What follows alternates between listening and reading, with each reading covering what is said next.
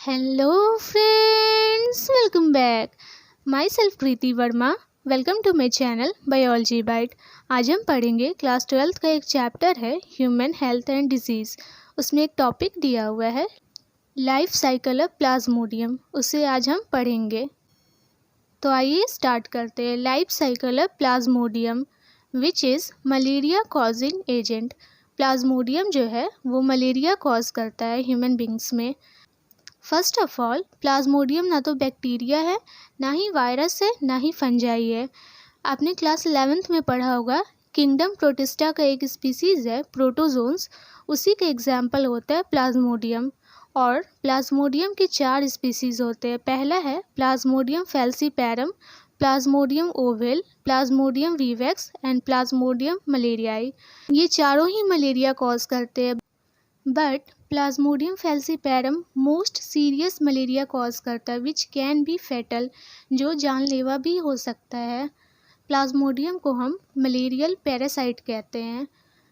यहाँ पे मैंने लिखा है primary host female Anopheles mosquito, secondary host man.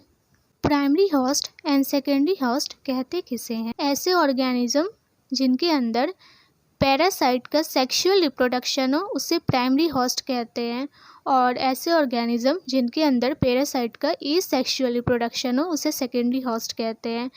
जैसे प्लाज्मोडियम एक पैरासाइट है, उसका एसेक्सुअल रिप्रोडक्शन मैन में होता है। मैन के अंदर प्लाज्मोडियम का एसेक्सुअल रिप्रोडक्शन होता है तो उसे हम सेकेंडरी होस्ट कहेंगे, और फीमेल एनोफिलिस मॉस्किटो के अंदर उसका सेक्सुअल रिप्रोडक्शन होता है तो उसे हम प्राइमरी होस्ट कहेंगे। यहाँ आप देखेंगे ये डायग्राम दिया हुआ है life cycle of Plasmodium. Right वाला पार्ट ह्यूमन के अंदर होता है और ये जो लेफ्ट वाला पार्ट है ये मॉस्किटो के अंदर होता है। तो आइए हम डिस्कस करते हैं। यहाँ पे दिया हुआ है when the mosquito bites another human sporozoites are injected with bites. जब एक मच्छर किसी ह्यूमन को काटेगा तो मच्छर के सैलिवरी ग्लैंड में स्पोरोजोइड्स पाया जाता है, वो सलाइवा के थ्रू ह्यूमन में एंटर कर जाएगा। स्पोरोजोइड्स जो होगा वो ह्यूमन के लिवर सेल्स में पहुँच जाएगा। लिवर सेल्स मतलब हेपेटोसाइट्स, वहाँ पे पहुँच जाएगा और ह्यूमन के लिवर में स्पोरोजोइड्स का एसेक्सुअल रिप्रोडक्शन होगा। वहाँ पे वो एसेक्सुअल रिप्रोडक्शन करेगा। यहाँ पे आप देखेंगे यहाँ पे स्पोरोजोइड्स एंटर किया ह्यूमन में। यहाँ ह्यूमन का लिवर है, यहाँ पे वो पहुँचेगा और एसेक्सुअल रिप्रोडक्शन करेगा। एसेक्सुअल रिप्रोडक्शन होने के कारण स्पोरोजोइड्स का नंबर इंक्रीज हो जाएगा, जिससे लिवर सेल्स रप्चर हो जाएगा और सारे स्पोरोजोइड्स बाहर आ जाएंगे।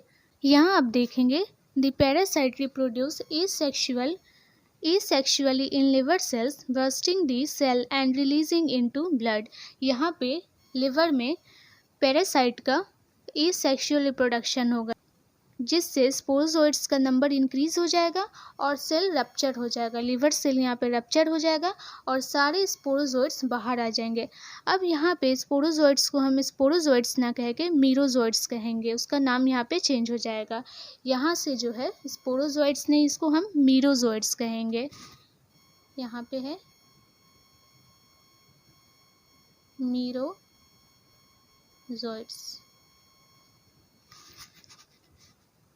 लिवर के बाद जो पैरासाइट होगा वो आरबीसी को इफेक्ट करेगा। अब आरबीसी में पैरासाइट पहुंचेगा और वहाँ पे उसका एसेक्सुअल रिप्रोडक्शन होगा। यहाँ पे आरबीसी में एसेक्सुअल रिप्रोडक्शन हुआ और यहाँ पे भी नंबर ऑफ मीरोजोइड्स बढ़ने के कारण ये सेल रप्चर हो जाएगा। यहाँ पे आप देख रहे होंगे ये सेल रप्चर हो गया है, सारे मीरोजोइड्स बाहर आ गए हैं। अब यहाँ पे सेल रप्चर होने के कारण एक टॉक्सिक सब्सटेंस रिलीज होता है जिसे हम हीमोजोइन कहते हैं।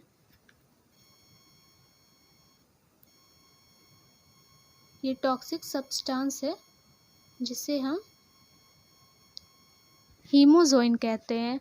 हीमोजोइन जब रिलीज होगा टॉक्सिक सब्सटेंस तो हमारे बॉडी में बहुत सारे सिम्टम्स देखने को मिलेंगे, जैसे फीवर, चिल्स, etc। यहाँ पे मेल एंड फीमेल गैमेट का फॉर्मेशन हो जाएगा।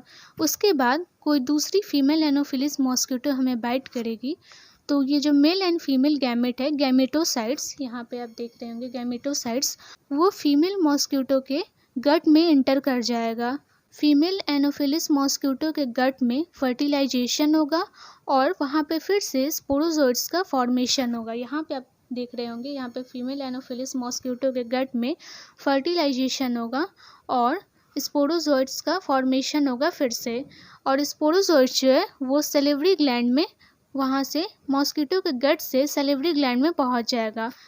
फिर से सैलिवरी ग्लैंड में स्पोरोजोइट्स स्टोर हो जाएगा और फिर से वो मच्छर किसी ह्यूमन को काटेगा। यहाँ पे आप देखेंगे ह्यूमन को मॉस्क्यूटो बाइट करेगा तो फिर से उसके सैलिवरी ग्लैंड से जो स्पोरोजोइट्स है सलाइवा के थ्रू ह्यूमन में एंटर कर जाएंगे। तो ऐसे ही ये लाइफ साइकिल चलता रहेगा।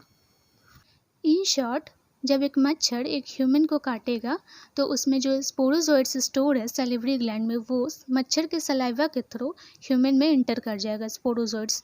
स्पोरोजोइट्स जो है वो लिवर सेल के पास पहुंचेगा। उसके बाद लिवर सेल्स में उसका एसेक्सुअल रिप्रोडक्शन होगा, जिससे स्पोरोजोइट्स का नंबर इंक्रीज हो जाएगा और वो सेल रप्चर हो जाएगा। सेल रप्चर होने के बाद सारे स्पोरोजोइट्स बाहर आ जाएंगे। अब उसे स्पोरोजोइट्स ना कह के मीरोजोइट्स कहेंगे। मीरोजोइट्स जो है अब आरबीसी को इन्फेक्ट करेगा। आरबीसी में उसका एसेक्सुअल रिप्रोडक्शन होगा और वहाँ पे भी मीरोजोइट्स का नंबर इंक्रीज हो जाएगा और वो सेल रप्चर हो जाएगा। फिर सारे मीरोजोइट्स बाहर आ जाएंगे। वहाँ पे एसेक्सुअल रिप्रोडक्शन होने के कारण जब सेल रप्चर होगा, आरबीसी का सेल रप्चर होगा, तो एक टॉक्सिक सब्सटेंस रिलीज होता है जिसे हीमोजोइन कहते हैं। Due to release of haemozoins symptoms हमारे बॉडी में देखने को मिलेंगे, जैसे बुखार होना, ठंड लगना, etc।